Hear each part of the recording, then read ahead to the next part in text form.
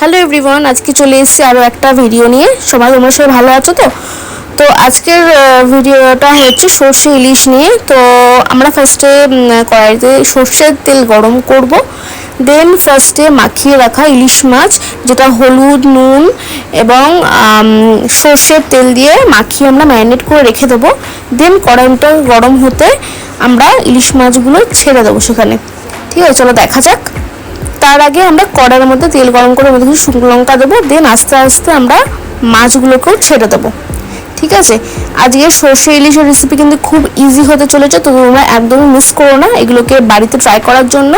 ঠিক আছে, যারা প্রথম প্রথম রান্না শিখছো তারাও কিন্তু এগুলো মানে করতে পারো ইজি রেসিপি হিসাবে। এখানে আমরা কিন্তু আরেকটা কাজ করেছিলাম, যে সর্ষে বাটাটাকে আমরা ওই ইলিশ মাছের গায়ে ম্যারিনেট করেও আমরা রেখে দিয়েছিলাম। এটা তোমরা পরে ইউজ করতে পারো বা আগে ইউজ করতে পারো, সেটা তোমাদের ইচ্ছা। তো এর মধ্যে আমরা হলুদ, শুকনো লঙ্কা, কাঁচা লঙ্কা, নুন এগুলো অবশ্যই আমরা দেবো, অবশ্যই টেস্ট অনুযায়ী, ঝাল অনুযায়ী। ঠিক আছে, স্বাদ মতো নুন সেটা তো একদমই ইউজ করতে হবে। এছাড়া শুকনো লঙ্কা তো দিতেই হবে কালারের জন্য এবং ঝাল হওয়ার জন্য। ঠিক আছে, চলো দেখে নিই রান্নাটা আমরা।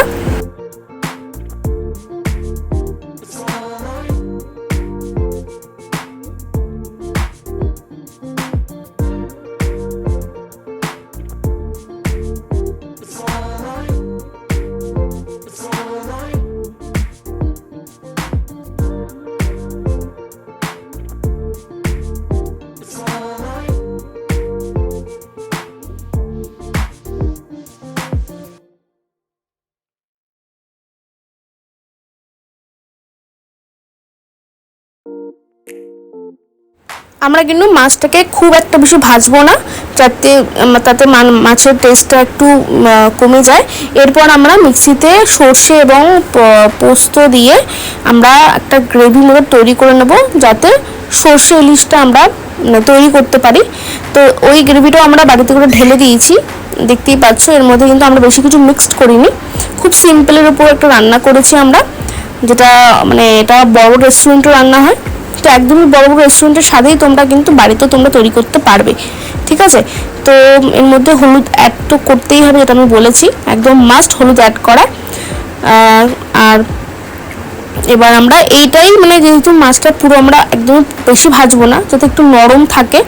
এবং এর মধ্যে আমরা আরও একটু যেটা বাটির গায়ে লেগে থাকা যে মাস্টারগুলো, সর্ষেগুলো বা পোস্তগুলো, আমরা ওগুলো জলের মধ্যে মিক্স করে আমরা ঢেলে দেবো, যাতে গ্রেভিটা এবং হয়। এবং এইটা ঝোলটা শুকাতে একটু টাইম লাগবে, আর এটা মিনিমাম তোমরা 10 মিনিট তো রেখেই দেবে।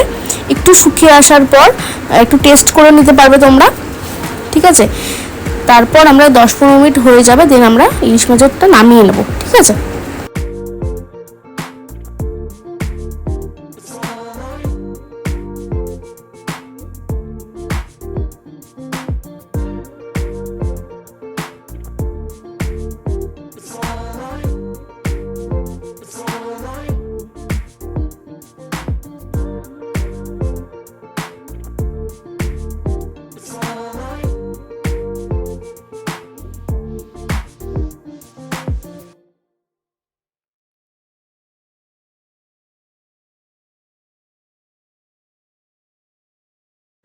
চলো আমাদের ইলিশ মাছটা অলমোস্ট রেডি হয়ে গেছে, সর্ষে ইলিশ।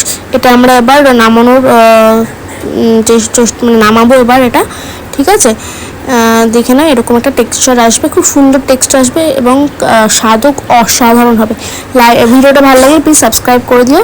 Thank you for watching.